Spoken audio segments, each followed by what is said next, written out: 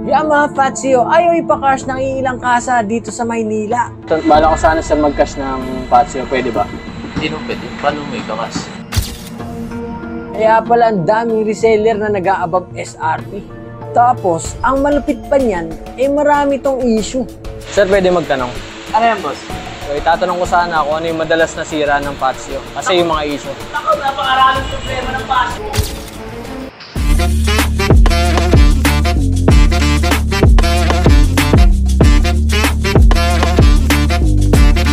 This is Win Moto, ang inyong pambarangay na home-based motovlogger. Ang tagal na wala, kala mo naman Cut mo yun ha. And for today's video, we're going to talk about another addition for the Mio family, none other than Yamaha Fazio 125. Na hindi umano ay bawal i-cash sa mga kasa, kaya nagdamihan ang mga reseller na nagbebenta ng above SRP. Bakit nga ba sobrang dami kumukuha nito upon release? Ano-ano nga ba ang price specs issue ng motor na ito? And of course, what are the deeper things that you and your friends may be able to know about this kind of motorcycle?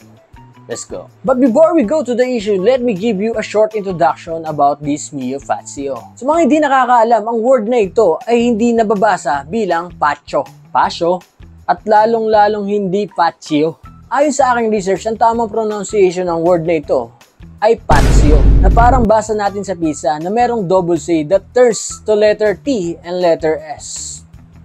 Galing ng Google, no? Ayon din sa YMPH or Yamaha Philippines. Ang ibig sabihin ng Fazio ay isang kakaibang ekspresyon ng henerasyon na ito na magbibigay ng passion style. Ewan ko, nakalagay sa kanila puntahan nyo na lang sila bakit ayun yung tawag nila. Ang hirap banggitin. It was first released here on the Philippines noong June 2022. At kabi-kabilang reviews ang ating napanood kung kaya't lalong nag-hype ang unit na to. Mapabig channel man or small channel, umakot ito ng iba't ibang klase ng reaksyon. Gaya nito. Sabi ni Alan Kiambao, ganda nitong unit na to. Sabi naman ni Ananastad, loyal ako sa Yamaha, but honestly for me, fail talaga yung Y-Connect technology nila. Sabi naman ni Jemar Villaruel, pinatakam lang ni Yamaha sa Fazio ang bibili. Hirap hanapin kapag magpapareserve ka, matagal pa. Pero ano nga ba ang highlights ng motor na ito? Number 1. Y-Connect na pwedeng makonek ang personal smartphone mo para sa deeper monitoring ng usage mo dito. Ikalawa, new engine Blue Core Hybrid na mas matipid daw pagdating sa fuel consumption. Pangatlo, 17.8 liters underseat storage na kasya yung half-face na retro helmet mo. Ang engine naman nito ay fuel injected na may 125cc at air-cooled. Ang mga gulong naman nito ay gumamit sila ng parehas na 110/70/12 tubeless sa harap at sa likod. Para naman sa braking system nila ay naka-hydraulic disc sa harap, samantalang naka-drum brake naman para sa likuran. Sa suspension naman natin ay merong telescopic fork sa harap at sa likod naman ay naka-unit swing. Para sa pinakabigat ng motor ay meron itong 95 kilograms at meron itong seat height na 750 mm na tingin kong babagay din sa mga lady riders natin out there. Isa pa sa nakakatuwa dito naka-digital panel na din ito at may 5.1 liters na fuel tank capacity. Pero bukod sa mga yan, tinanong ko ang sales ng Yamaha mismo kung bakit tingin nila pumapatok ang unit na to. Tingin ko kasi dahil classic itsura niya. At unit siya ngayon, bagong labas na kasi siya. Siyempre, yung mga kumukuha ngayon ng unit, kung ano yung pinaka-latest model, yun yung gusto nila. Sila yung mauuna. Comfortable, lalo na sa seat type niya. So maganda po conforma. Tsaka classic. Pwede rin siya sa girl. Retro kasi yung design niya Simula nung nawala yung Pino, si Yamaha Passion na yung pumalit. Kaya maraming kumukuha sa kanya kasi gusto ng mga tao ngayon yung classic yung design. Hindi na yung mga mukhang robot na motor. So ngayon naiintindihan na natin kung bakit naging hype ang unit na to. Let's dive into the issue. Kanina sa trailer natin ay napanood natin na ayaw ipa-cash yung unit. Pero ito yung totoong nangyari. Sir, pwede magtanong?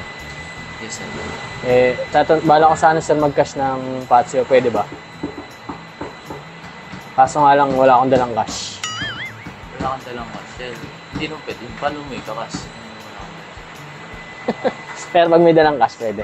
Pag may dala, siyempre pwede. Pag may dala, siyempre pwede. Pwede na. Okay.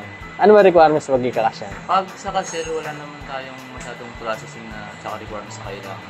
Any valid ID lang po. Tsaka kailangan niya natin makapag-provide ng online client ID na registered PNP. Ayun lang. Para sa yes, sir. Paano pag mag-installment ako? For installment naman, sir, minimum requirements lang naman tayo, 2 valid ID and any proof of income. Ano po ba yung pinagkakakitaan? So, depende sa pinagkakitaan. Yes, sir. Pero pwede magpakasya. Pwede, sir.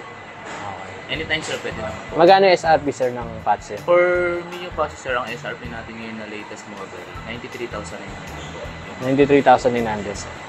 93 na? 92 lang. Yes, sir, na-increase na kasi sir dahil new levels na po yung ano. Para sa presyo ng unit, meron itong 93,900 pesos. Siyempre, bukod yung kanilang rehistro. Patungkol naman sa mga nasabing issue ng unit na to, napagtanong ko sa karamihang mekaniko na usually binabalik ng customer na may motor na Fazio, eto. Sir, good morning. Pwede magtanong, sir? Yes, boss.